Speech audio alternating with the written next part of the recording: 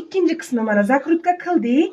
Hozir quloqini burab, birinchi qismini ham ko'rib olinglar. Birinchi qismi ham eng asosiysi. Quloqlarini burab, o'sha buni tishini mayda qilib oldik. Endi mana iplari overlockda bo'sh keladi.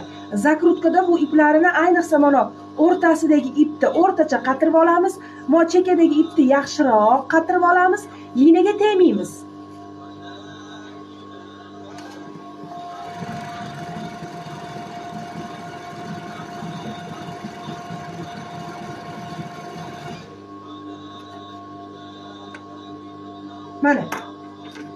Mana hozir yana ko'rsataman.